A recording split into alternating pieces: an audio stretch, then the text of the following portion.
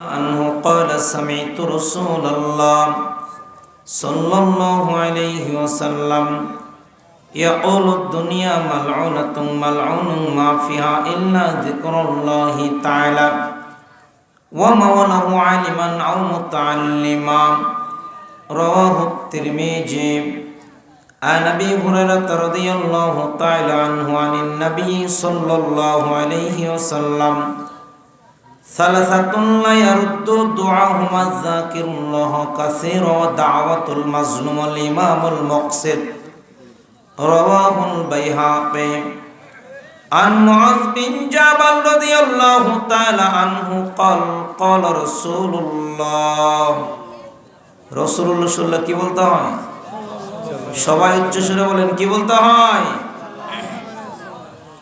সাল্লাল্লাহু আলাইহি ওয়াসাল্লাম মা আমিলা আদামিয়ু আমালান ক্বাত্তু আনজালাহু মিন আযাবিল্লাহি মিন যিকরিল্লাহ রাওয়াহু আহমদ عن عبد الله بن بشر المزني رضي الله تعالى عنه قال جاء أعرابي إلى رسول الله صلى الله عليه وسلم فقال أحدهما أي الناس خير يا رسول الله صلى الله عليه وسلم قال لمن طوبى لمن طال عمره وحسن عمله ثم قال أي العمل خير يا رسول الله صلى الله عليه وسلم قال أن تفارق الدنيا ولسانك رطب من ذكر الله رواه صحيح جامع عن أبي الدرداء رضي الله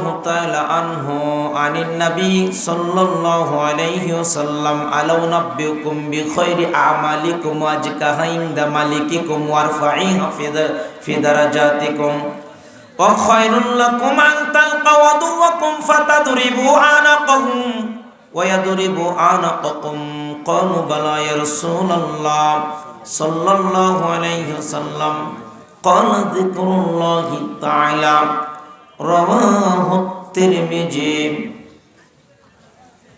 عن أبي هريرة رضي الله تعالى عنه أن رسول الله صلى الله عليه وسلم يقول قال الله تبارك وتعالى أنا عبد ظن عند ربي وأنا معه إذا ذكرني فإن ذكرني في نفسي ذكرت في نفسي رواه البخاري ومسلم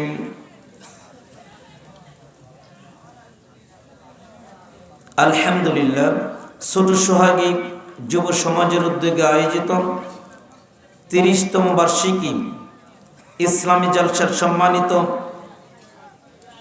মুআজ্জাজ মুহতারাম সভাপতি সাহেব, মঞ্চ উপস্থিত উলামে কেরাম, আমার সম্মুখে দিনদার পরহেজগার ভাইয়েরা, পর্দার অন্তরালে অবলা সরলা মা ও বোন, প্রশংসা একমাত্র আল্লাহ পাকের, যে আল্লাহ সুবহানাহু ওয়া তাআলার অশেষ দয়ায় আমরা এই জান্নাতের বাগানে কোরআনের জলসায়, ইলম অর্জনের জলসায় উপস্থিত হতে পেরেছি।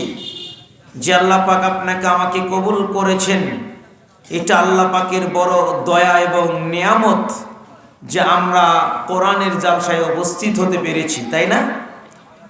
যে রব আপনাকে আমাকে কবুল করেছেন, সেই রবের প্রশংসা করে অন্তর থেকে বলে আলহামদুলিল্লাহ। দরুদ ও সালাম বর্ষিত হোক পৃথিবীর সর্বশ্রেষ্ঠ মহামানব, যে নবীর আদর্শে আদর্শিত হওয়া আপনার আমার জন্য বাধ্যতামূলক, যেই নবীকে মানা আপনার আমার জন্য বাধ্যতামূলক, যে নবীর তরিকা পথ পদ্ধতি মানা আপনার আমার জন্য অপরিহার্য, যেই নবীকে মানলে জান্নাত পাওয়া যায়, যেই নবীর ইত্তেবা করলে ঈমানদার হওয়া যায়, যে নবীর পরিপূর্ণ ইত্তেবা করলে জীবনের গুনাহগুলোকে আল্লাহ সুবহানাহু ওয়া তাআলা ক্ষমা করে দেন, যেই নবীকে মানলে আল্লাহকে মানা হয়, সেই মহান নেতা বিশ্ব নবীর উপর সবাই জবান খুলে দরুদ ইব্রাহিম পড়ছি। সবাই বলতে হবে সবাইকে, আল্লাহুম্মা صل على محمد وعلى آل محمد كما صليت على إبراهيم وعلى آل إبراهيم إنك حميد مجيد اللهم بارك على محمد وعلى آل محمد كما باركت على إبراهيم وعلى آل إبراهيم إنك حميد مجيد আলহামদুলিল্লাহ। সম্মানিত উপস্থিতি, অনেক ব্যস্ততাকে অপেক্ষা করে কোরআনের জালসা আমরা এসেছি। এখানে কিছু ইলম অর্জন করব, সে অনুযায়ী আমল করব। এই নিয়ত যদি আপনার আমার হয় আল্লাহকে স্মরণ করা, আমল করা, তাহলে আল্লাহ পাক আপনার আমার জন্য কল্যাণ রেখেছেন। বলেন সুবহানাল্লাহ। তাবারানী মুজামুল আওসাত 639 নম্বর হাদিস, আল্লাহর নবী বললেন, মা জালাসা কওমুম মাজলিসান ইয়াযকুরুনাল্লাহ আযজা ওয়া জাল্লা ফীহি ফায়াকুমু ক্বাদ গাফারাল্লাহু লাকুম যুনুবাকুম ওয়া বুদ্দিলাত সাইয়্যাতিকুম হাসানাত। যারা জিকিরের জালসায় বসে, যেখানে বসলে আল্লাহকে স্মরণ করা হয়, আল্লাহ সম্পর্কে গুণগান করা হয়, যেই মাজলিসে বসলে রবকে স্মরণ করা হয়, কোরআনের জালসায় যারা বসে নিয়ত থাকবে ক্বালা সামিনা ওয়া আতানা, শুনবো এবং আমল করব। এই নিয়তে যারা থাকে, শেষ পর্যন্ত যারা অপেক্ষা করে, কোরআনের আলোচনা শোনে, এরপরে মাজলিস ভঙ্গের দোয়া বলে যখন মাহফিল থেকে বেরিয়ে যায়, যখন দাঁড়িয়ে যায়, আল্লাহ তাদের প্রতি এতটাই খুশি হন, আল্লাহ সুবহানাহু ওয়া তাআলা ফেরেশতাদেরকে বলে, ও ফেরেশতারা, এদেরকে সুসংবাদ দাও, কওমু ক্বাদ গাফারাল্লাহু লাকুম। ও গোবিন্দগঞ্জবাসী শোনো, ছোট সহগ এলাকার লোকজন তোমরা শোনো, কোরআনের জালসায় বসার কারণে আমার আল্লাহ সুবহানাহু ওয়া তাআলা আপনাদেরকে ক্ষমা করে দিয়েছে। সুবহানাল্লাহ। শুধু তোমাদেরকে ক্ষমা করেই ক্ষান্ত নয়, অযুনুবাকুম, আমার আল্লাহ এতটাই খুশি হয় কোরআনের জালসা বসার কারণে। সারাদিনের ক্লান্তকে অপেক্ষা করে, বাড়ির কাজকে রেখে দিয়ে, আরামের ঘুমকে নষ্ট করে যারা কোরআনের জালসায় উপস্থিত হয়, আমার আল্লাহ বলেন, শোনো, আমি আল্লাহ সুবহানাহু ওয়া তাআলা ওই ব্যক্তিদের গুনাহগুলো, ওই ব্যক্তিদেরকে শুধু ক্ষমা করি না, ওই ব্যক্তিদের জীবনের ডায়েরিতে যত গুনাহ আছে সমস্ত গুনাহগুলোকে আমি আল্লাহ ক্ষমা করে দেই। বলেন সুবহানাল্লাহ। শুধু গুনাহ ক্ষমা করেই ক্ষান্ত নয়, আল্লাহর নবী বললেন, আল্লাহ সুবহানাহু ওয়া তাআলা ফেরেশতাকে বলেন, ও ফেরেশতা, আরেকটা সুসংবাদ দাও, অবুদ্দিলাত সাইয়্যাতিকুম হাসানাত। আমার আল্লাহ ওই ব্যক্তির জীবনের সব গুনাহগুলোকে ক্ষমা করে দিয়ে এই গুনাহগুলোকে আমার আল্লাহ শব্দে পরিবর্তন করে দেয়। বলেন সুবহানাল্লাহ। সম্মানিত দিনী ভাই, মুসলিম দিনী ভাই, যে কথা বলতেছিলাম, কোরআনের জালসায় বসেছি, আল্লাহ পাক গুনাহগুলোকে ক্ষমা করে দেবে। এজন্য আমরা শেষ পর্যন্ত থাকবো ইনশাআল্লাহ। আরো যা বলেন ইনশাআল্লাহ। ছোট্ট একটা সহজ বিষয়, খুবই একটা সহজ একটা বিষয়, খুতবার মধ্যে কোরআনের আয়াত থেকে চয়ন করেছি আমি, যে বিষয়টা উপস্থাপন করব, যেটা নফল ইবাদতের একটা অংশ। ফরজের পরে যত ইবাদত আছে তার মধ্যে নফল ইবাদত, সেগুলোকে নফল ইবাদত বলা হয়। নফল ইবাদত দুই প্রকার, একটা সুন্নাতে মুআক্কাদা, একটা সুন্নাতে গায়র মুআক্কাদা। যেই সুন্নাতগুলো জোহরের আগে, জোহরের পরে, ফজরের আগে, মাগরিবের পরে, ইশার পূর্বে, এগুলোকে সুন্নাতে মুআক্কাদা বলা হয়। কাজা হলে আদায় করতে হয়, কিন্তু মাগরিবের আজানের পরে জামাতের আগে দু রাকাত নফল সালাত রয়েছে, এটা সুন্নাতে মুআক্কাদা নেই, সুন্নাতে গায়র মুআক্কাদা। পড়লে অত্যাধিক সব, না পড়লে কোনো তাগিদ নেই। ঠিক আজকের যে বিষয় সুন্নাতে গায়রে মুআক্কাদা, তার মানে নফল একটা ইবাদত, যে ইবাদত করতে আদম সন্তানের মসজিদে যাওয়া লাগে না, ইবাদত করতে সালাতের ওযু করার প্রয়োজন হয় না, ইবাদত করতে উমরা করা লাগে না, কাবা ঘরে যাওয়া লাগে না, ইবাদত করতে এক জায়গায় বসার প্রয়োজন হয় না। আদম সন্তান রে, ইবাদত করতে রমজান মাস লাগে না, সব সময় করা যায়, দিন রাত 24 ঘন্টা যখনই সময় পাওয়া যায় জবান থেকে বের হয়ে যায় সুবহানাল্লাহ। বলেন সুবহানাল্লাহ ওয়ালহামদুলিল্লাহ লা ইলাহা ইল্লাল্লাহ লা হাওলা ওয়ালা কুওয়াতা ইল্লা বিল্লাহ। রাস্তায় চলছেন আপনি, হঠাৎ করে মনে পড়ে গেল পাপের কথা, আস্তাগফিরুল্লাহ জবান থেকে বের হয়ে গেল। আপনি মাটিতে জমিতে কাজ করছেন, আপনি বলছেন আস্তাগফিরুল্লাহ আস্তাগফিরুল্লাহ।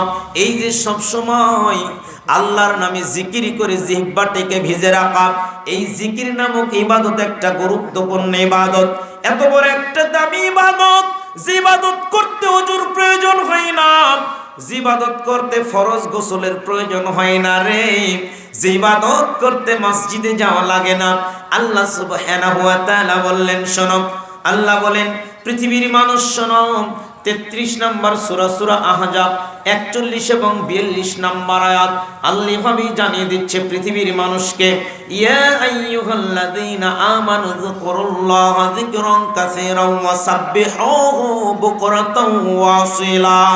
পৃথিবীর ইমানদারেরা শোনো রে, সকাল সন্ধ্যায় তোমরা তোমার রবের প্রশংসা করো, সকাল সন্ধ্যায় রবকে স্মরণ করো, রবকে সকাল সন্ধ্যায় স্মরণ করো, সকাল সন্ধ্যায় যখন সময় পাবে তখনই তোমার রবকে স্মরণ করো।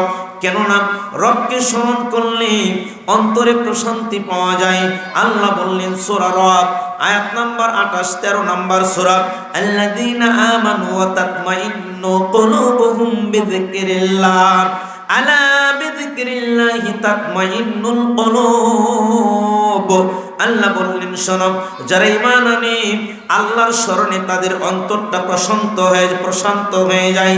জেনে রেখো, যেই জিহ্বা আল্লাহকে স্মরণ করেন ওই মনটাই প্রশান্ত হয়ে যায়।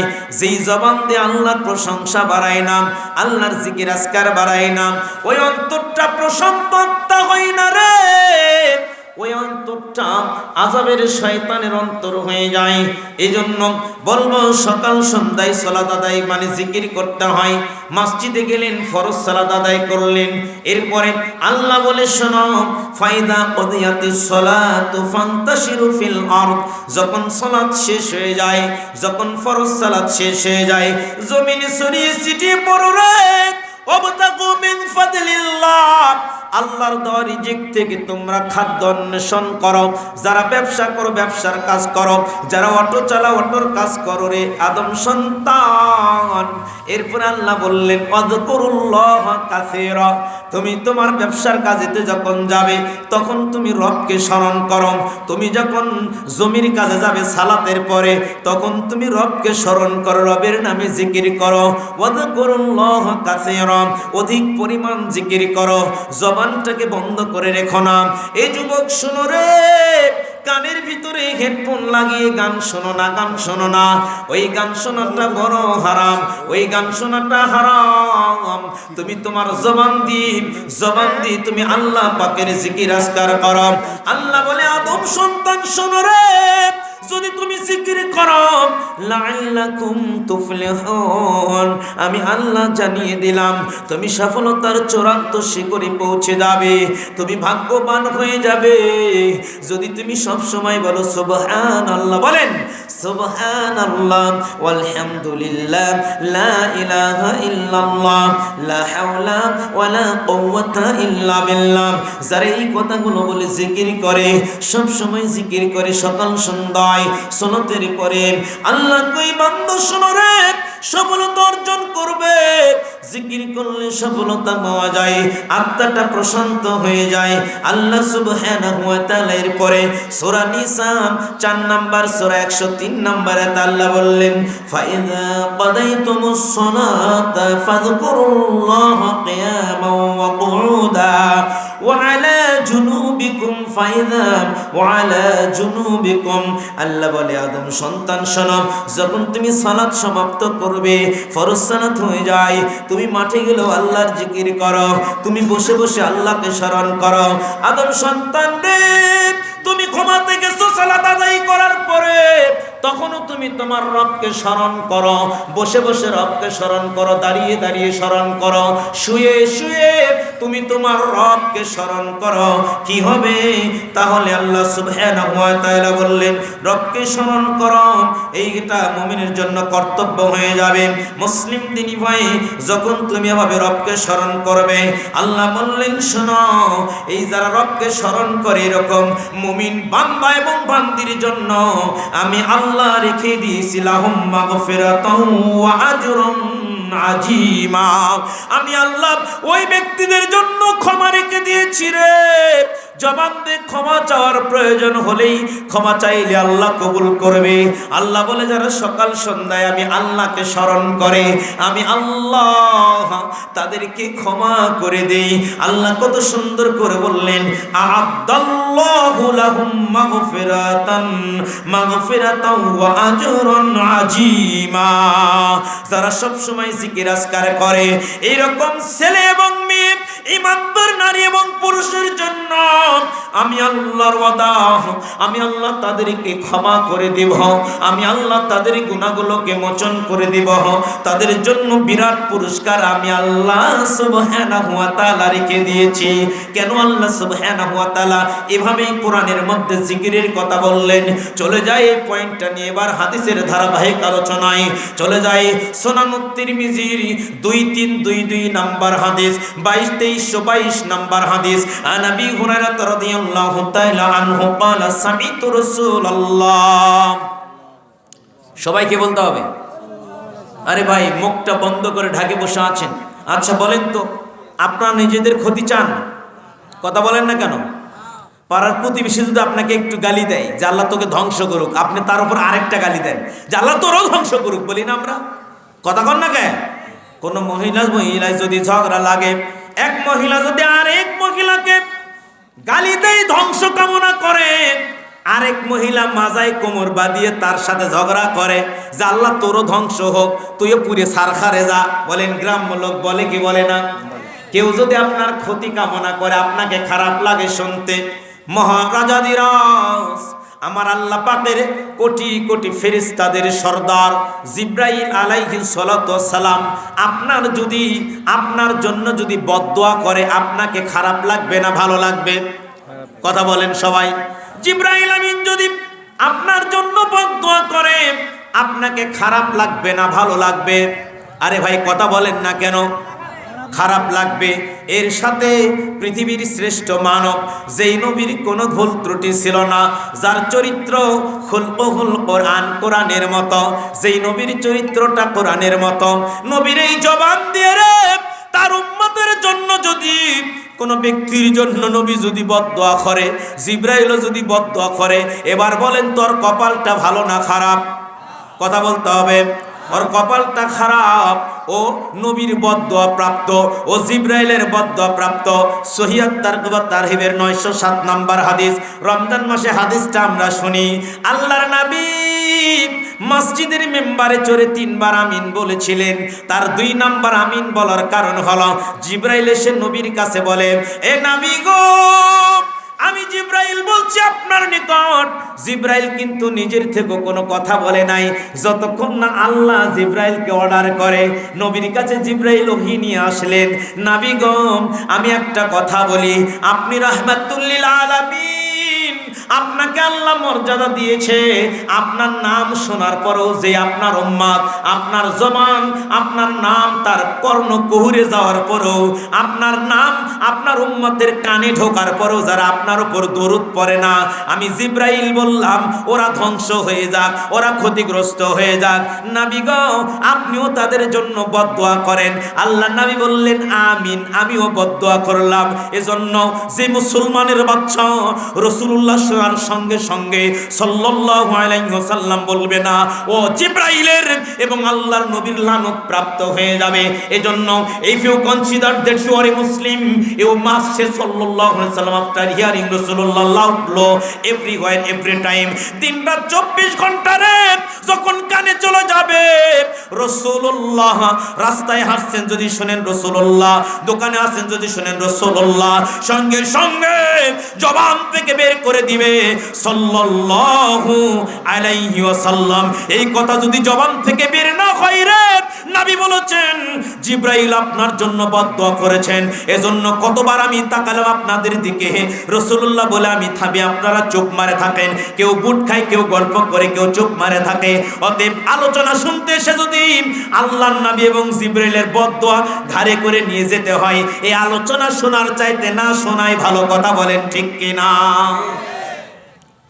এই জন্য রাসূলুল্লাহ শুনলে কি বলবো ভাই?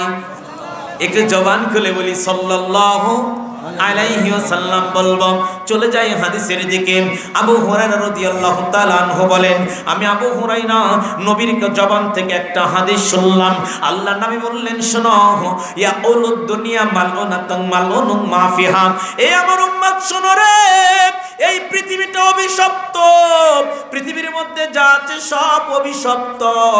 তিন শ্রেণীর মানুষ অভিশপ্ত থেকে মুক্ত, তিন শ্রেণীর মানুষ ক্ষতিগ্রস্ত থেকে মুক্ত। এক নম্বরে আল্লাহ নাই বললেন আযাকিরুল্লাহ কাসীরা, যেই ব্যক্তি অধিক পরিমাণ জিকির আজকার করে। আল্লাহর নবী কয়, উম্মত শোনো, ইয়াকুলুদ দুনিয়া মালউনাতুন মালউনুন মা ফিহা ইল্লা যিকরুল্লাহি তাআলা ওয়া মা ওয়ালাহু। আল্লাহর নবী কয়, যারা জিকির করে, জিকির সম্পর্কিত যে বিষয়গুলো, এই যে জিকিরের জালসা, যেখানে মানুষ বসে সুবহানাল্লাহ আলহামদুলিল্লাহ বলে, যারা সকাল রাত দিন রাত যারা জবান দিয়ে বের করে ফেলে সুবহানাল্লাহ আলহামদুলিল্লাহ লা ইলাহা ইল্লাল্লাহ আল্লাহু আকবার, যারা সব সময় জিকির আজকার করে এবং জিকির সম্পৃক্ত ছাড়া পৃথিবীর সব কিছু অভিশপ্ত। এরপর নবী বললেন ওয়া আলিমা ওয়া মুতাল্লিমা ওয়া আলিমা। নবী কয়, উম্মত শুনো রে, যে ব্যক্তি ইলম অর্জন করে, ইলম অর্জন করে যারা, ইলম বিতরণ করে যারা, যারা কোরআনের জ্ঞান মানুষের মধ্যে ঢোকায়া দেয়, যারা আমার রবের জ্ঞান ছোট ছোট বাচ্চাদের মধ্যে দিয়ে দেয়, ইলম মানে অর্জন এবং ইলম বিতরণের কাজে ব্যস্ত থাকে যারা, আপনি আমি ইলম অর্জন করার জন্য এসেছি। আল্লাহ আপনার আমাকে অভিশপ্ত থেকে মুক্ত রেখেছেন। কথা বলেন ঠিক কিনা? এবং আল্লাহ আপনার নিয়ত, আপনি এখানে জিকির আজকার করবেন।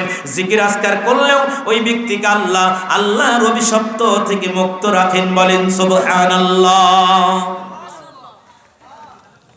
জিকির প্রধান বক্তা আসছে, খালি জানিয়ে দেবেন যে প্রধান বক্তা উপস্থিত হয়েছে আমাদের মাঝে। আলহামদুলিল্লাহ, সম্মানিত উপস্থিতি, আপনাদের প্রধান আলোচক আমাদের মাঝে উপস্থিত হয়েছে। ইনশাল্লাহ আপনারা যারা যেখানে আছেন আমাদের প্রোগ্রামে চলে আসুন। বলছিলাম যে কথা, ইলম অর্জনকারী ব্যক্তি জিকির আজকার মানে অভিশপ্ত থেকে মুক্ত। ইলম অর্জনকারী ব্যক্তি জিকির মানে অভিশপ্ত থেকে মুক্ত। তার মর্যাদাকে আল্লাহ অক্ষুণ্ণ রেখেছেন। এই হাদিসে 2647 হাদিস সুনান তিরমিজির। আন আনাস বিন মালিক রাদিয়াল্লাহু তাআলা আনহু ক্বাল ক্বালা রাসূলুল্লাহ, বলেন সাল্লাল্লাহু আলাইহি ওয়াসাল্লাম, মান খরাজা ফি তালাবিল ইলমি ফাহুয়া ফি সাবিলিল্লাহ হাত্তা ইয়ারজি। আল্লাহর নবী কয়, উম্মতরে শুনো, যে ব্যক্তি ইলম অর্জন করার জন্য বাড়ি থেকে বের হয়ে যায়, ওয়াজ মাহফিলে যায়, মাদ্রাসায় যায়, মক্তবে যায় রে, ওই ব্যক্তিকে আমার আল্লাহ জিহাদের ময়দানে উপস্থিত থাকার মতো, জিহাদের ময়দানে উপস্থিত থাকলে যেই মর্যাদা হয়, বাড়িতে ফিরে আসার আগ পর্যন্ত ইলম অর্জনকারী ব্যক্তি জিহাদের ময়দানে উপস্থিত থাকার মতো মর্যাদাবান বান্দা হিসেবে আল্লাহর নিকটে পরিগণিত হয়ে যায়। বলেন সুবহানাল্লাহ। আল্লাহর নবী কই, শোনো বান্দারে, মান সালাকা তরিকা ইয়াতলুবু ফিল ইলম সালাকাল্লাহু বিহি তরিকাম মিন তুরুকিল জান্নাহ। যে ব্যক্তি ইলম অর্জনের জন্য বাড়ি থেকে বের হয়ে যায়, মাহফিলে যায়, ওয়াজ মাহফিলে যায় বা কোনো মাদ্রাসায় যায়, ওই ব্যক্তির জন্য আমার আল্লাহ জান্নাতের রাস্তাটাকে প্রশস্ত করে দেয়। বলেন সুবহানাল্লাহ। এজন্য ইলম অর্জনকারী ব্যক্তি অভিশপ্ত থেকে মুক্ত, অধিক পরিমাণ জিকির আজকারকারী ব্যক্তি অভিশপ্ত থেকে মুক্ত। এদেরকে আল্লাহ অভিশাপ করে না, ইলম অর্জনকারী ব্যক্তিকে আল্লাহ অভিশাপ করে না। ইলম অর্জনকারী ব্যক্তির জন্য পৃথিবীর সবকিছু দোয়া করে। 2675 নম্বর দিয়ে সুনান তিরমিজির উমামা বাহিন রাদিয়াল্লাহু তাআলা আনহু তিনি বর্ণনা করেন, যুকির আলী রাসূলুল্লাহ বলেন সাল্লাল্লাহু আলাইহি ওয়াসাল্লাম রাজুলানে আহাদুম আবিদুল আখর আলিমান। আল্লাহর নবীর নিকটে দুজন ব্যক্তির কথা বলা হয়, ইয়া রাসূলুল্লাহ আমার গ্রামে দুই প্রকার মানুষ রয়েছে নবীগণ। একজন মানুষ ইলম অর্জন করে, কোরআনের জ্ঞান অর্জন করে, হাদিসের জ্ঞান অর্জন করে, ওরা কোরআন ও সহিহ হাদিসের ইলম অর্জন করে। নবীগণ ইলম অর্জন করার পরে ইলম বিতরণ করে একজন আলেম, আরেকজন হলো আবেদ মূর্খ। ওর চিন্তা চেতনা খালি জমি চাষ করা, কোন জমিতে আলু কিভাবে চাষ করলে আলুর ফলন বেশি হবে। ওই ইলম নিতে যায় না, মাহফিলে যায় না, ওয়াজ মাহফিলে যায় না, মাদ্রাসায় যায় না। একজন মূর্খ, গণ্ড মূর্খ গ্রামের মধ্যে রয়েছে, আরেকজন ইলম অর্জনকারী ব্যক্তি রয়েছে। ইয়া রাসূলুল্লাহ দুইজন ব্যক্তির মধ্যে মর্যাদা কার বেশি? আল্লাহর নবী বললেন ফাদলুল আলিমি আলাল আবিদি কা ফাদলি আলা আদনাকুম। সাহাবীরা রে, তোমাদের চাইতে আমি নবীর মর্যাদা যেমন বেশি, আমরা জানি পৃথিবীর সব ব্যক্তির চাইতে নবীর মর্যাদা বেশি। আল্লাহর নবী কই সাহাবীরা রে, তোমাদের চাইতে আমি নবীর মর্যাদা যেমন বেশি, ইলম অর্জনকারী ব্যক্তির মর্যাদা আমার আল্লাহর নিকটে ঠিক তেমনি মূর্খ ব্যক্তির চাইতে কোটি কোটি গুণ বেশি। বলেন সুবহানাল্লাহ। এরপর আল্লাহর নবী বললেন শোনো, সুম্মা ক্বালা ইন্নাল্লাহু তাআলা ওয়া মালাইকাতাহু ওয়া আহলাস সামাওয়াতি ওয়াল আরদি হাত্তা নামলাতা ফি জুহরিহা হাত্তাল হুতা লা ইউসাল্লুনা আলা মুআল্লিমিন নাসিল খায়র।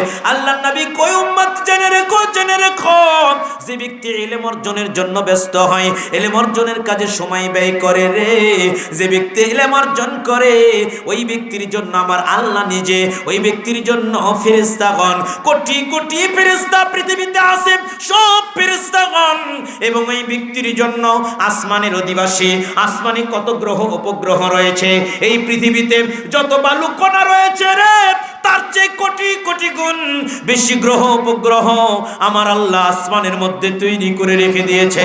আল্লাহ নবী বললেন আসমানের অধিবাসী, জমিনের অধিবাসী, গর্তের মধ্যকার পিপিলিকা, পানির মধ্যকার মাছ পর্যন্ত লা ইউসাল্লুনা আলা মুআল্লিমিন নাসিল খায়র, ইলম অর্জনকারী ব্যক্তির জন্য আল্লাহর নিকটে কল্যাণের দোয়া করে। হে আল্লাহ, এই ব্যক্তি ইলম অর্জন করতে যাওয়া হয়, এই ব্যক্তি মাদ্রাসায় যায়, ওয়াজ মাহফিলে যায়, মাবুদ গো তুমি তাকে কল্যাণ দাও, তুমি তাকে জীবনটা ভালো করে দাও। আল্লাহ আসমানি বাবালা মুসিবত দূর করে দাও। আল্লাহ দোয়া করে আসমানের অধিবাসী, জমিনের অধিবাসী, গর্তের পিপিলিকা, পাত পানির মধ্যকার মাছ এবং আসমানের ফেরেশতা আমার আল্লাহ স্বয়ং ইলম অর্জনকারী ব্যক্তির জন্য আল্লাহর কাছে কল্যাণ কামনা করে। বলেন সুবহানাল্লাহ।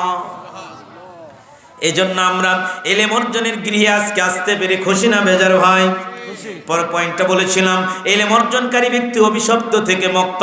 2 নাম্বার পয়েন্টে চলে যায়, বাইহাকি শুআবুল ঈমানের হাদিস নাম্বার 7358 নাম্বার, সহিহ ইবনে মাজার 1211 নাম্বার হাদিস, সিলসিলা সহিহ 1211 নাম্বার হাদিস। আল্লাহ নবী বললেন শোনো, এই হাদিসটার রাবী হলেন আবু হুরায়রা। আবু হুরায়রা বর্ণনা করেন আল্লাহ নবী বলেছেন শোনো, সালাসাতুল্লাহ ইয়ারুদ্দু দুআহুম আযাকিরুল্লাহ কাসীরা ওয়া দাওয়াতুল মাজলুম ওয়াল ইমামুল মুকসিদ। আল্লাহ নবী কই উম্মত শোনো, 3 ব্যক্তির দোয়া আমার আল্লাহ ফিরিয়ে দেয় না। এই মুসলিম দিনী ভাই এই পয়েন্টটা মনে করে রাখবেন, কাদের দোয়া আল্লাহ ফিরিয়ে দেয় না। আল্লাহ নবী এই হাদিসে বললেন সালাসাতুল্লাহ ইয়ারুদ্দু দুআহুম আযাকিরুল্লাহ কাসীরা ওয়া দাওয়াতুল মাজলুম ওয়াল ইমামুল মুকসিদ। নবী কই উম্মত রে, 3 ব্যক্তির দোয়া আমার আল্লাহ ফিরিয়ে দেয় না। এই ব্যক্তিদের মর্যাদা আল্লাহর নিকটে এত বেশি হয়ে যায়, আল্লাহ এই ব্যক্তিদেরকে এত ভালোবাসে রে, ওই ব্যক্তিরা আল্লাহর কাছে যে দোয়া করে আল্লাহ সেটাই কবুল করে নেয়। বলেন সুবহানাল্লাহ। 3 ব্যক্তির দোয়া আল্লাহ ফিরিয়ে দেয় না, আল্লাহ কবুল করে। আল্লাহর নবী বললেন, প্রথমে বললেন আযাকিরুল্লাহ কাসীরা, যারা সব সময় জিকির আজকার করে, যেই জবান দিয়ে মানুষের গীবত করে না, যেই জবান দিয়ে মিথ্যা কথা বলে না, যেই জবান দিয়ে মানুষের ক্ষতি করার চেষ্টা করে না, যেই জবান দিয়ে প্রচলিত রাজনীতির গল্প করে না, যেই জবান দিয়ে প্রচলিত রাজনীতির গল্প করতে করতে মরা মানুষের গীবত করে না, যেই জবান দিয়ে মানুষগুলো রে মানুষের ক্ষতির চিন্তা করে না, যেই জবান দিয়ে প্রেম বিনিময় পরকীয়া জিনা ব্যভিচারের কথা ভাবে না, যেই জবান দিয়ে সবসময় আমার রবকে স্মরণ করে, উঠতে বসতে খাইতে ফিরতে চলতে বলে সুবহানাল্লাহ, বলেন সুবহানাল্লাহ আলহামদুলিল্লাহ লা ইলাহা ইল্লাল্লাহ। আল্লাহর নবী বললেন শোনো, এই জবান দিয়ে যেই জবান দিয়ে বান্দাগুলো এগুলো করবে, এই জবানওয়ালা ব্যক্তি, এই ব্যক্তির জবানের মধ্যে আমার আল্লাহ সুবহানাহু ওয়া তাআলা এমন বারাকা দিবে। আল্লাহ নবী বললেন ওই ব্যক্তি আল্লাহর কাছে যে দোয়া করবে আমার আল্লাহ সে দোয়াই বান্দার কবুল করে নেয়, বলেন সুবহানাল্লাহ। যে জবানের হেফাজত করে সারা দিন রাত জিকির আজকার করে, এমন একটা সময় এসে যায় এই জবান দিয়ে যে দোয়া করে আল্লাহর কাছে সেটাই কবুল করে। 2 নম্বর বললেন দাওয়াতুল মাজলুম, মাজলুম ব্যক্তির দোয়া, যাদের প্রতি জুলুম করা হয়, নির্যাতন করা হয়, যাদের প্রতি জুলুম করা হয়, নির্যাতন করা হয়, এদের দোয়া আমার আল্লাহ ফিরিয়ে দেয় না, যাদের প্রতি জুলুম নির্যাতন করা হয়। আরেকটা হাদিস এখানে বলছি, সুনান তিরমিজির 1905 নম্বর হাদিস, হাদিসটা মুসনাদ আহমদ 7501 নম্বর হাদিস। আল্লাহ নবী বললেন উম্মত শুনো রে, সালাসু দাওয়াতিন মুস্তাজাবাতুন আশাক্কা ফিহিন্না দাওয়াতুল মাজলুম, দাওয়াতুল মুসাফির, দাওয়াতুল ওয়ালিদি আলা ওয়ালাদিহি। নবী কয় উম্মত 3 ব্যক্তির দোয়া আমার আল্লাহ ফিরিয়ে দেয় না, 3 ব্যক্তির দোয়া আমার আল্লাহ ফিরিয়ে দেয় না। তার 1 নাম্বার ব্যক্তি হলো রে যেই ব্যক্তি মুসাফিরের দোয়া আল্লাহ ফিরিয়ে দেয় না। মুসাফির যারা হয়, প্রতিক্রম করে যারা আসে, মুসাফির যারা হয় অনেক পথ পাড়ি দিয়ে যারা আসে, তাদের দোয়া আল্লাহ ফিরিয়ে দেয় না, কবুল করে। 2 নম্বর বললেন মাজলুম ব্যক্তির দোয়া আল্লাহ ফিরিয়ে দেয় না, কবুল করে। 3 নম্বর নবী বলে শোনো আমার বান্দারা, আমার উম্মত শোনো রে, এ আমার দরদের উম্মতরা শোনো রে, দাওয়াতুল ওয়ালিদি আলা ওয়ালাদিহি, সন্তানের জন্য পিতামাতার দোয়া, সন্তানের জন্য পিতামাতার দোয়া অ্যান্টিবায়োটিক ট্যাবলেটের চাইতেও দামি। সন্তানের জন্য পিতামাতার দোয়া আল্লাহ কোনো দিন ফিরিয়ে দেয় না। এজন্য সন্তানের জন্য ভালো দোয়া করবেন, সব সময় ভালো দোয়া করবেন। সন্তান বাবা মাকে কত কষ্টই দেখ না কেন, ভুলেও কোনো দিন সন্তানের জন্য বদদোয়া করবেন না। গ্রামের অনেক মহিলা, অনেক পুরুষ গো সন্তানের জন্য বদদোয়া করে, আল্লাহ তোর মরণ দেয় না কেন, তুই ধ্বংস হয়ে যাস না কেন। সন্তান যদি পিতামাতাকে কষ্ট দেয় রে, পিতামাতাকে বলবো ও ভাইজান তারপরেও সন্তানের উপর বদদোয়া দিবেন না, নবী নিষেধ করে দিয়েছেন। মুসলিমের 3009 নম্বর হাদিস, এই মূল গ্রন্থের হাদিস। আল্লাহ নাই বলেছেন শোনো, জাবের রাদিয়াল্লাহু তাআলা আনহু হাদিসের রাবি, আন জাবের রাদিয়াল্লাহু তাআলা আনহু ক্বাল রাসূলুল্লাহ, বলেন সাল্লাল্লাহু আলাইহি ওয়াসাল্লাম, জাবের রাদিয়াল্লাহু তাআলা আনহু আল্লাহ নবী থেকে বর্ণনা করেছেন। আল্লাহ নবী কয় উম্মত শুনো রে, ওয়ালা তাদউ আলা আনফুসিকুম, খবরদার খবরদার নিজেদের ব্যাপারে কোনো বদদোয়া আল্লাহর কাছে চেও না, নিজেদের ধ্বংস কামনা করো না। অনেক মানুষ কঠিন রোগ হলে আল্লাহকে বলে আল্লাহ এত মানুষ মরে আমার মরণ হয় না কেন। অনেক মহিলা যখন স্বামীর সঙ্গে ঝগড়া লাগে, শাশুড়ির সাথে যখন ঝগড়া লাগে, পুত্রবধূ শাশুড়ি যদি ঝগড়া হয়ে যায়, শাশুড়ি কাঁদে অথবা পুত্রবধূ কাঁদে, আল্লাহ এত মানুষের মরণ হয় আমার মরণ হয় না কেন, আমারে তুমি তুলে নাও না কেন। এই কথা কবিরা গুনাহ, কবিরা গুনাহ। মৃত্যু কামনা করা যাবে না, মৃত্যু কামনা করা কিয়ামতের আলামত রে, মৃত্যু কামনা করা যাবে না, নিজের ধ্বংস কামনা করা যাবে না। এ মুসলিম দিনী ভাই আলোচনার পয়েন্ট থেকে আপনাকে উপস্থাপন করব, খবরদার খবরদার নিজের অকল্যাণ কামনা করবেন না, আল্লাহর কাছে মৃত্যু কামনা করবেন না। এরপর নবী বললেন শোনো, ওয়ালা তাদু আলা আওলাদিকুম, তোমরা তোমাদের সন্তানের ব্যাপারে বদদোয়া করো না। তোমাদের সন্তানেরা তোমাদের বড় আপনজন রে, তোমাদের সন্তানের ব্যাপারে কোনো দিন বদদোয়া করো না। তার কারণ তুমি তোমার সন্তানকে তিল তিল করে মানুষ করার কারণে, তুমি তোমার সন্তানকে গর্ভে ধারণ করার কারণে 2টা বছর ওই কলিজার টুকরা নয়নের মণিকে দুধ পান করার কারণে আমার আল্লাহ তোমার এত মর্যাদা দিয়েছে, তোমার পায়ের নিচে সন্তানের ভেস্ত রেখে দিয়েছে। এবং আল্লাহ নবী বলেছেন শোনো রে বান্দারা, আমার উম্মত শোনো রে, তোমার বাবা তোমার জান্নাতের দরজা তুমি ইচ্ছা করলে করলে দরজাটাকে অক্ষুণ্ণ করতে রাখতে পারো, ইচ্ছা করলে জান্নাতের দরজা বন্ধ করতে পারো। আর এই কারণেই তুমি খবরদার, তোমার মা, তুমি যে তোমার সন্তানকে পেটে রেখেছিলে, ওই সন্তানের চাইছে তোমাকে সন্তানের এত হক তোমার জন্য আল্লাহ রেখে দিয়েছে। তুমি যদি ভুলেও সন্তানের জন্য বদদোয়া করো, এটাও কবুল হয়ে যেতে পারে। আল্লাহ নবী বললেন, শোনো, ওয়ালা তাদওয়ালা খাদামিকুম ওয়ালা তাদওয়ালা আওলা আমওয়ালিকুম, তোমরা তোমাদের খাদেমদের ব্যাপারে বদদোয়া করো না, তোমরা তোমাদের সম্পদের ব্যাপারে বদদোয়া করো না। হতে পারে রে যেই সময় বদদোয়া করো রে, ওই সময় আল্লাহর কাছে দোয়া কবুল হওয়ার সময়। কত মানুষ মা এলাকার পৃথিবীতে বদদোয়া করে, এই বদদোয়ার কারণে সন্তান ধ্বংস হয়ে যায়, বদদোয়ার কারণে সন্তান ধ্বংস হয়ে যায়। আমাদের চাক্ষুষ প্রত্যয় দেখা রে, আমার প্রতিবেশীর 2টা পা নাই বলেছিলাম, কেন তার 2টা পা কাটা হয়েছিল? বলা হলো আমাকে, শোনো, যুবক বয়সে মাকে লাথি মেরেছিল, মা আকাশের দিকে তাকিয়ে বদদোয়া করেছিল আল্লাহ যেন 2টা পাথর ধ্বংস করে দেয়। মায়ের বদদোয়া কারেন্টের মতো কবুল হয়েছিল। পায়ে ঘা হয়েছিল রে, পা ডাক্তার বলেছিল পা না কাটলে তার ঘায়ের পছন পুরো শরীর ধরবে, শেষ পর্যন্ত হাঁটু পর্যন্ত 2টা পা কেটে ফেললো। তার মানে মায়ের বদদোয়া কোনোদিন বিফলে যায় না, বাবা মার বদদোয়া কোনোদিন বিফলে যায় না। এজন্য মা বাবা যেন বদদোয়া না করে সন্তানের প্রতি অ্যাক্টিভ থাকতে হবে, দায়িত্ব পালন করতে হবে। এর এগেইনস্টে যদি উল্টাটা হয়, কোন সন্তান যদি মা বাবা আমার সেবা করার কাজে ব্যস্ত হয়ে থাকে, কোন কলিজার টুকরা সন্তান যদি মায়ের সেবায় ব্যস্ত হয়ে থাকে, আমার আল্লাহ এবার ওই সন্তানের জবানের মধ্যে বরকত দান করে দেয়। ওই সন্তানও যে দোয়া করে আল্লাহর কাছে, এটাও আল্লাহ কবুল করে নেয়। বলেন সুবহানাল্লাহ। হাদিস বলছিলাম মুসলিমের 2542 নম্বর, মিশকাতুল মাসাবির 6257 নম্বর হাদিস। ওয়াইজ বিন আমির আল কারনি নামে একজন তাবেঈ ছিলেন। তিনি রাসূলের যুগের ব্যক্তি হওয়ার পরেও সাহাবী হতে পারে নাই। তার কারণ আল্লাহর নবীকে যারা সরাসরি দেখেছে তাদেরকে সাহাবী বলা হয়। আল্লাহর নবীকে যারা সরাসরি দেখেছে রে, ওদেরকে সাহাবী বলা হয়। নবীকে যারা দেখে নাই, নবীর যুগেও যারা নবীকে সরাসরি 2 চোখে দেখে নাই, ঈমান নিয়ে আসলেও ও ঈমান সাহাবীর মর্যাদা পায় নাই। আল্লাহ নবীকে ঈমান আনা অবস্থায় যারা সরাসরি নিজের 2 চোখে নবীকে দেখেছে, ওই ব্যক্তি সাহাবীর মর্যাদা পেয়েছে। ওয়াইজ বিন আমির আল কারনি ইয়ামানে বাড়ি ছিল। ওয়াইজ বিন আমির আল কারনি নবীর যুগ ঈমান নিয়ে এসেছিল, কিন্তু নবীর সঙ্গে সাক্ষাৎ করতে যাইতে পারে নাই। কারণ ছিল ওয়াইজ আল কারনির মা ছিল বৃদ্ধা, বাড়িতে বৃদ্ধা মা অসুস্থ ছিল। ওয়াইজ আল কারনির অন্তর ফেটে যায় রে, না জানি নবীর সঙ্গে দেখা করব, যেই নবীর দিনের উপর আমি দিন নিয়ে এসেছি, যেই নবীকে নবী হিসেবে মানে আমার ঈমানটাকে আমি পরিপক্ত করেছি, এই নবীকে 2 চোখে দেখতে পারলাম না। আমি যদি মাকে রেখে নবীর সঙ্গে সাক্ষাৎ করতে যাই, তাহলে হতে পারে আমার মা হয়তো আমার সেবার ত্রুটি পেতে পারে। আমার মা যদি আমার আল্লাহর কাছে বদদোয়া দিয়ে দেয়, তো আমার ক্ষতি হয়ে যাবে। আমি চাই না আমার আল্লাহ যদি কবুল করে, আমি আমার নবীর সঙ্গে পরকালে প্রয়োজনে সাক্ষাৎ হয়ে যাবে।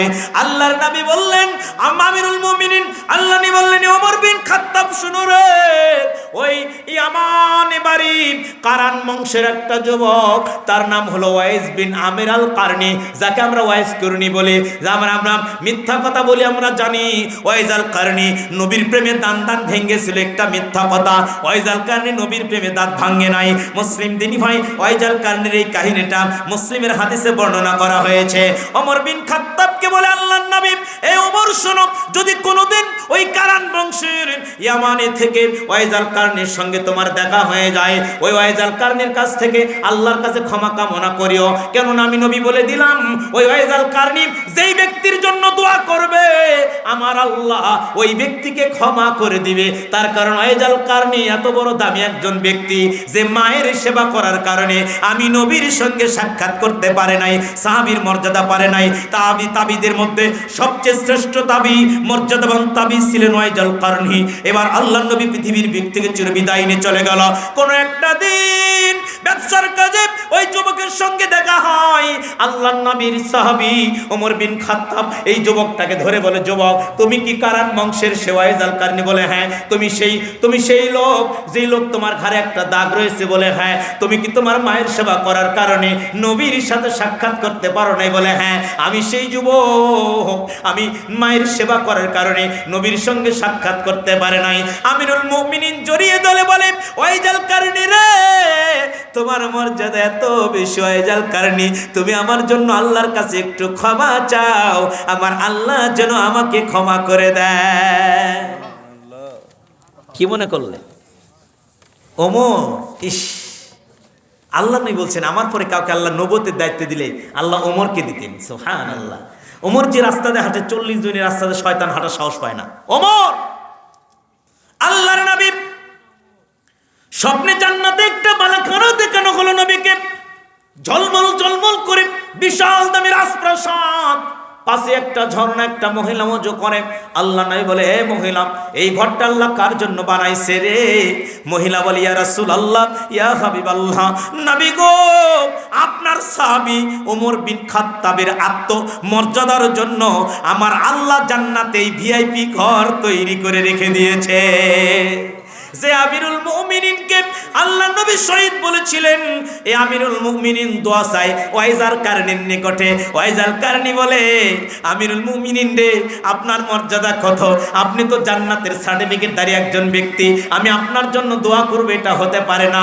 আমিরুল মুমিনিন রে, এবার ওমর বিন খাত্তাব বলে, এ ওয়াইজ আল কারনি, আমি তা জানি না, তুমি তোমার মায়ের সেবা করার কারণে আমার আল্লাহ তোমার মায়ের, তোমার মুখের মধ্যে এমন দামি জবান দিয়েছে, আমার আল্লাহ তোমার জবানে এত বারাকা দান করেছে। আমার নবী বলেছে, এ ওমর বিন খাত্তাব শুনে রেখো রে, যদি কোনোদিন ওয়াইজ আল কারনির সঙ্গে দেখা হয়, তুমি ওয়াইজ আল কারনির কাছ থেকে আল্লাহর কাছে ক্ষমা চেও। ওয়াইজ আল কারনির জবানে মায়ের সেবা করার কারণে আল্লাহ এমন বরকত দিয়েছে, ওয়াইজ আল কারনি আল্লাহর কাছে যার জন্য ক্ষমা চাবে আল্লাহ তাকেই ক্ষমা করে দিবে। বলেন সুবহানাল্লাহ।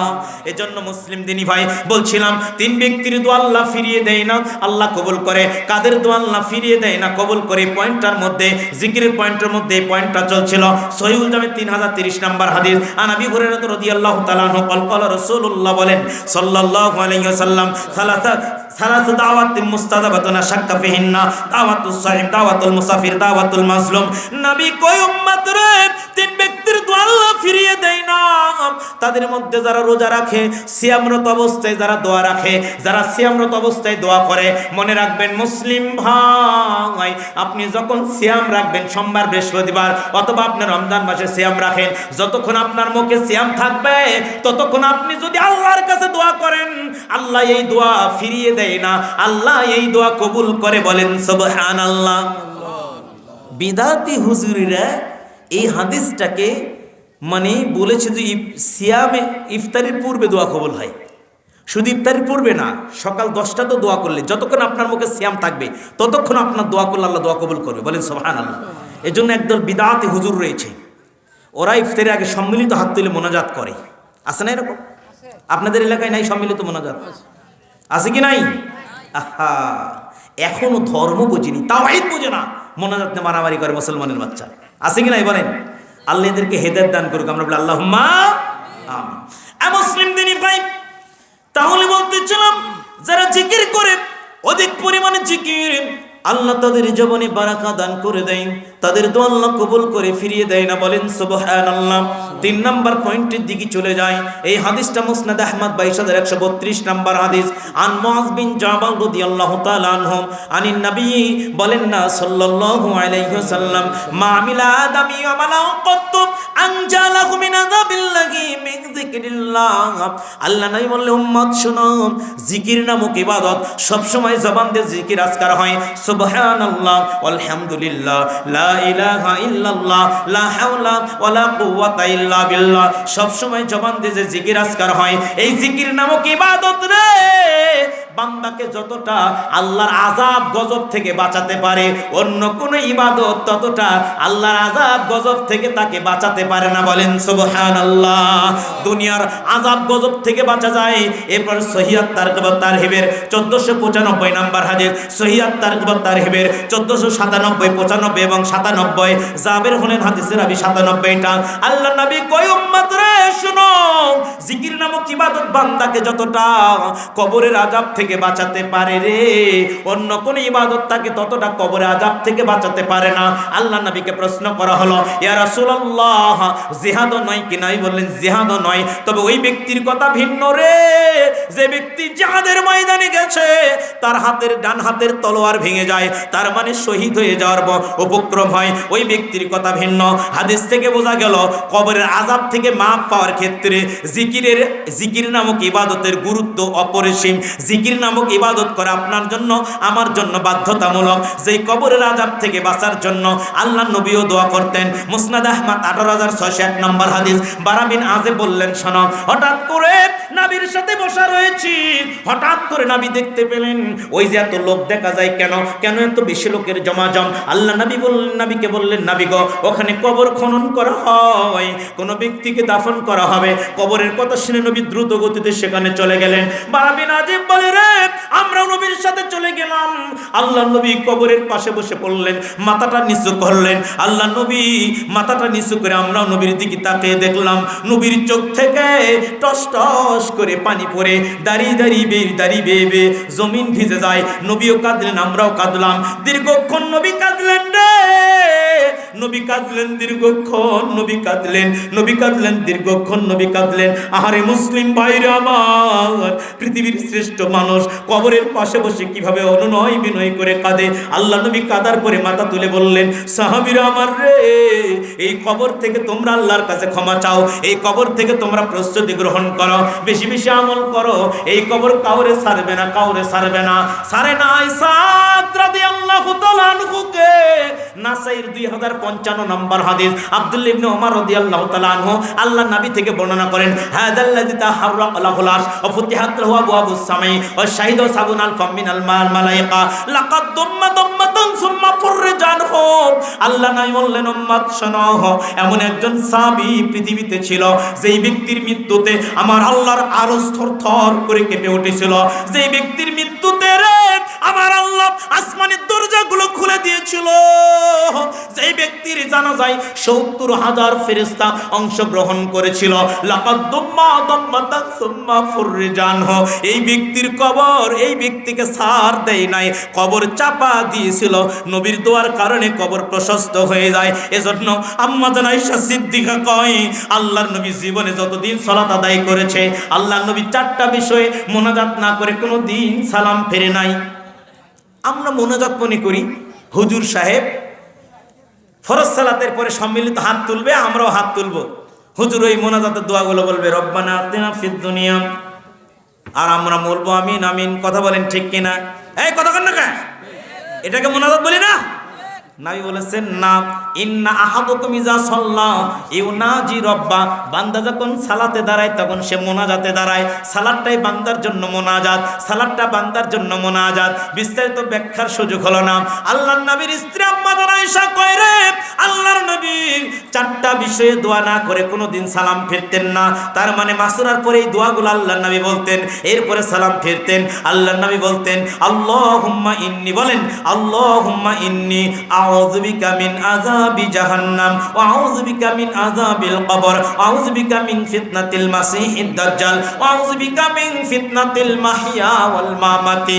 আল্লাহর নবী, যেই নবীর মতো কোনো দামি মানুষ ছিল না, যেই নবীর মতো কোনো উত্তম মানুষ পৃথিবীতে ছিল না, সেই নবীরে, যেই নবীর কোনো ভুল ছিল না, গুনাহ ছিল না, সেই নবীর মতো মানুষ সালাতে দাঁড়িয়ে সিজদার আগে মানে সালাম ফেরানোর আগে আল্লাহর কাছে চোখের পানি ফেলে দিয়ে কাঁদতো, আল্লাহ কবরের আযাব থেকে তুমি আমারে বাঁচাও, জাহান্নামের আগুন থেকে তুমি আমারে বাঁচাও, দয়াময় প্রভু রে তুমি আমাকে দাজ্জালের দাজ্জালের ফিতনা থেকে বাঁচাও আল্লাহ। তুমি আমাকে দুনিয়ার এই চাকচিক্য মহতা থেকে আমার হৃদয়টা তুমি আখিরাতমুখী করো আল্লাহ। আল্লাহর নবীর স্ত্রী আম্মা জান আয়েশা কয় এই দোয়া না করে নবী কোনোদিন সালাম ফিরতেন না, নবী কোনোদিন সালাম ফিরতেন না। কবর আযাব থেকে নবী পানা চেয়েছে। কবর আযাব কত ভয়াবহ, কবর আযাব কত ভয়াবহ। ওসমান বিন আফফান রাদিয়াল্লাহু তাআলা আনহু কবর দেখলে হুঁশ হারিয়ে যেত, জ্ঞান থাকতো না। ওসমানকে বলা হয়, ওসমান রে জান্নাত জাহান্নামের কথা মনে হলে তোমার কিছু হয় না, কিয়ামতের কথা বললে কিছু হয় না, কবর দেখলে তুমি কেন জ্ঞান হারিয়ে যাও? ওসমান বিন আফফান বলে, ইয়াস আমার উম্মাহ বান্দারা শোনো, দিনী ভাইরা শোনো, কবরের কথা মনে পড়লে আমার আর হোশ থাকে না রে। না জানি ওই কবরের জীবন একা একা জীবন আমি কিভাবে পার করে দেব। কবরের আযাব যে কত কঠিন সইতে আমি পারিব না। কবরের আযাব যে কত কঠিন সইতে আমি পারিব না। ক্ষমা করে দাও গো প্রভু, মাফ করে দাও আমাদের। কবরের আযাব যে কত কঠিন সইতে আমি পারিব না। পারবে না যে বললেন নবী কবরের আযাবের জন্য কবর দেখে ওজর নয়নে কাঁদলেন, কিন্তু আমাদের দু চোখ দিয়ে পানি বের হয় না। আমরা মানুষের কবর খুঁড়ি আর বিড়ি খাই, আমরা মানুষের কবর খুঁড়ি আর মানে দুনিয়ার রং তামাশায় মরতে থাকি। আমরা মানুষকে কবরে লাশটা দাফন করার পরেও আমরা মানুষকে নিয়ে তালমাতাল করি রে বান্দা। অথচ আল্লাহর নবী বলে শোনো, এই আদম সন্তান যদি কবরের শাস্তি ব্যাপারে তারা যদি জানতো, কবরে যে শাস্তি দেওয়া হয় রে, এই শাস্তির আওয়াজ যদি আদম সন্তানের কানে যেত, পৃথিবীতে কোনো মানুষকে দাফন করতো না। এই কবর আযাব থেকে বাঁচার ক্ষেত্রে আল্লাহর নবী বললেন, কবর আযাব থেকে বাঁচার জন্য আদম সন্তানের জিকির নামক ইবাদত যতটা গুরুত্বপূর্ণ, অন্য কোনো ইবাদত ততটা গুরুত্বপূর্ণ নয়। এজন্য আমরা সকাল সন্ধ্যা আল্লাহ সুবহানাহু ওয়া তাআলার জিকির করতে পারি। সবাই এভাবেই বলতে পারি, সুবহানাল্লাহ ওয়ালহামদুলিল্লাহ। বলেন ওয়ালহামদুলিল্লাহ, লা ইলাহা ইল্লাল্লাহ, লা হাওলা ওয়ালা কুওয়াতা ইল্লা বিল্লাহ। এভাবে আপনি রাস্তায় চলবেন। আপনি কেন মানুষের নামে গীবত তহমত করবেন? আপনি কেন মানুষের নামে কেন গীবত করতে গিয়ে জবানটাকে নষ্ট করে ফেলবেন? আপনি গীবত করে কেন মরা ভাইয়ের গোশত, মৃত ব্যক্তির গোশত খাবেন? আজকে আমরা গীবতের সরাসরি আমাদের সমাজে, আজকে আমরা আমাদের চায়ের দোকানে গীবত, চায়ের দোকানে আজকে রাজনীতির নামে যারা গীবত করে, কত মানুষ একে অপরের জন্য গীবত তহমত করে। এই জবানকে আমাদের হেফাজত করতে হবে রে। এই মুসলিম দিনী ভাই, আমি আপনাকে যেটা বোঝাছিলাম, জিকির নামক ইবাদত বান্দাকে যতটা সেভ করে কবর আযাব থেকে, অন্য কোন ইবাদত ততটা সেভ করে না। এরপরে সহিহুল জামের 3080 নম্বর হাদিস, আন আব্দুল্লাহ বিন বশর আল মুজানি রাদিয়াল্লাহু তাআলা আনহু ক্বালা জা আরাবিয়ান ইলা রাসূলিল্লাহ, বলেন সাল্লাল্লাহু আলাইহি ওয়াসাল্লাম, ফাকালা আহাদুহুমা আইয়ুন নাসি খায়রা রাসূলুল্লাহ। আব্দুল্লাহ বিন বশর আল মুজানি বললেন, আল্লাহর নবীর নিকটে রে দুজন আরব ব্যক্তি আসলেন। এসে একজন ব্যক্তি নবীকে প্রশ্ন করে, নবী গো আইয়ুন নাসি খায়রা, এই পৃথিবীতে ভালো মানুষকে? আল্লাহ নবী বললেন, তুবা লিমান তালা উমরুহু ওয়া হাসুনা আমালুহু। আল্লাহ যাকে হায়াত বেশি দেয়, আমল বেশি করে, তার মানে বয়স বেশি হবে, আমল করবে, ওই ব্যক্তি পৃথিবীর মধ্যে সবচেয়ে দামি মানুষ। এমনকি আল্লাহর রাস্তায় শহীদের চাইতেও দামি মানুষ। এর প্রমাণ পাবেন মুসনাদ আহমদ 14001 নাম্বার, সিলসিলা সহিহ 654 নাম্বার হাদিস। এরপরে দ্বিতীয় ব্যক্তি নবীকে প্রশ্ন করে, আইয়ুল আমালি খায়রা রাসূলুল্লাহ, নবী গো পৃথিবীতে সবচেয়ে ভালো আমল কি? আল্লাহর নবী জবাব দেয়, শোনো, আনতু ফারিকাদ দুনিয়া ওয়া লিসানুকা রাব্বুম মিন যিকরিল্লাহ। সাহাবী রে, পৃথিবী থেকে বিদায় নিয়ে চলে যাবে, কিন্তু তোমার জিহ্বাটা জিকিরে ভেজা থাকবে। এই ইবাদত পৃথিবীর মধ্যে সবচেয়ে দামি আমল। সুবহানাল্লাহ। সম্মানিত উপস্থিতি, বলছিলাম আপনাকে, আমার পয়েন্টটা শেষ করে আমি অন্যদিকে চলে যাবার একটা হাদিস বলছি, একটা দুটো হাদিস বলে আমি কালেকশনে চলে যাব। এই বিষয়ভিত্তিক যে আলোচনা করছিলাম, 3377 নম্বর হাদিস, সুনান তিরমিজির। এখনই সার্চ দেন চ্যাট জিপিটিতে অথবা গুগলে অথবা আপনার মোবাইলে হাদিস সম্বার যদি সার্চ দেন বাংলা হাদিসে পেয়ে যাবেন। 3377 নম্বর হাদিস। আবু দারদা রাদিয়াল্লাহু তাআলা আনহু হাদিসের রাবী তিনি বলেন আল্লাহ নবী থেকে বর্ণনা করেছেন, আল্লাহ নবী সাল্লাল্লাহু আলাইহি ওয়াসাল্লাম বলেছেন আলা উনাব্বিকুম বিখাইরি আমালিকুম। এই হাদিসটা আজকের এই পয়েন্টের মূল শেষ আলোচনা, শেষ হাদিস, মনোযোগ দিয়ে শুনবেন।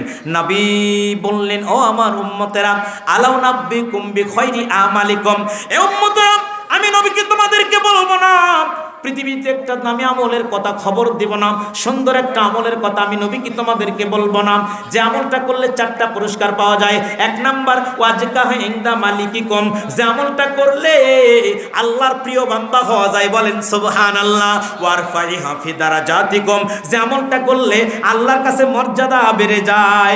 দুনিয়ার মর্যাদা সবাই চায় রে। আমার গ্রামের এক নানা ছিল, সারা জীবন মেম্বার ইলেকশন করছে, হতে পারে নাই। তোকে বলা ছিল যে দাদা তুমি মেম্বারে ভোট করো কে, তুমি তো মেম্বার হতে পারবে না। কয়ে শোন, আমি নির্বাচন করার কারণে আমি যখন রাস্তাতে হাঁটি তখন সবাই আমাকে বলে ও মেম্বার সাহেব, ও মেম্বারের বেটা। তা আমাকে যে সবাই মেম্বার করে বলে, এটাই আমার মর্যাদা। এই চেয়ারম্যান মেম্বার আমি হতে পারি আর না পারি, সারা জীবন আমি ভোটে দাঁড়াবো। তার মানে মানুষ চায় দুনিয়ার মর্যাদা। আল্লাহ নাই বললেন শোনো ওয়ারফাইহা ফি দারাজাতিকুম, এই আমলটা করলে পৃথিবীর কোনো মানুষের কাছে নয়, স্বয়ং আল্লাহর কাছে ওই ব্যক্তির মর্যাদা বেড়ে যায়। এরপর নাই বললেন এই আমলটা করলে আল্লাহ রাস্তায় স্বর্ণের পাহাড়, রূপোর পাহাড় পরিমাণ দান করার চাইতেও বেশি দানবীর বান্দা হিসেবে আল্লাহর নিকটে পরিগণিত হয়।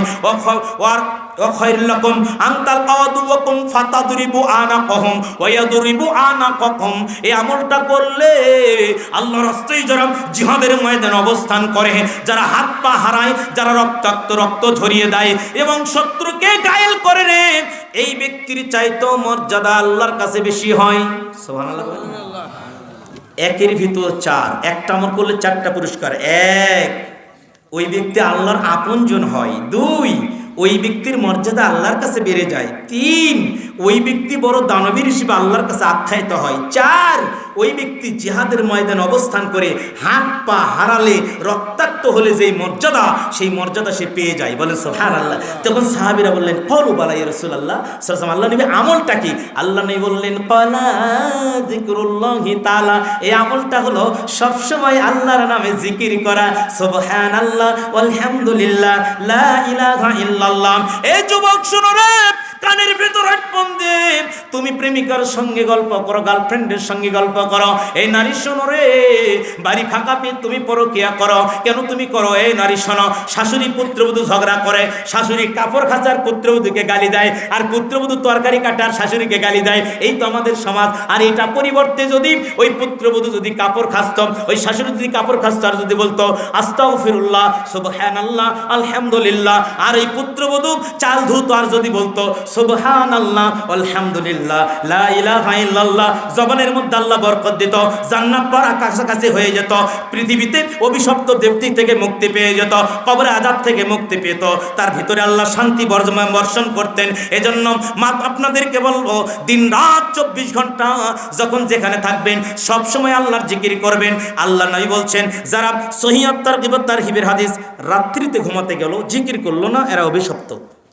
সহিহ তারগিব তারহিবের হাদিস, রাত্রিতে জিকির করবেন কিভাবে? আল্লাহ নবী বলছেন একটা হাদিস, আজকে আমাদের জন্য সব হাদিস আপনি ভুলে গেছেন, এই আমলটা করবেন আজ থেকে ইনশাআল্লাহ।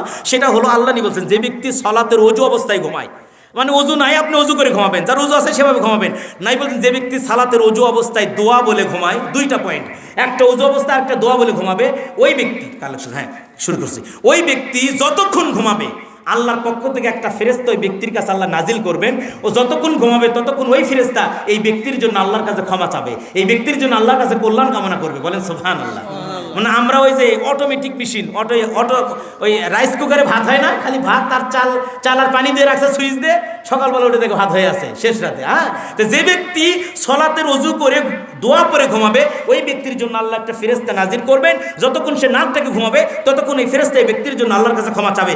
এরপর নাই বলেছেন, ওই ব্যক্তি ঘুম থেকে ওঠার পরে আল্লাহর কাছে যে দোয়াই করবে আল্লাহ সেটাই কবুল করবেন। এই পয়েন্টটা আজকের আলোচনা শেষ হাদিস। এরপরে আপনাদের যুব সমাজের হাতের অভাব ভালো না, হাত মানে যে আসলে একটা প্রোগ্রাম করলে অনেক খরচ হয়ে যায়, তাই না ভাই? একটু কালেকশনের ব্যাপার রয়েছে। আমরা কোরআন ও হাদিস থেকে 10টা পয়েন্ট শুনবো সংক্ষিপ্ত, এরপর আপনার বিবেক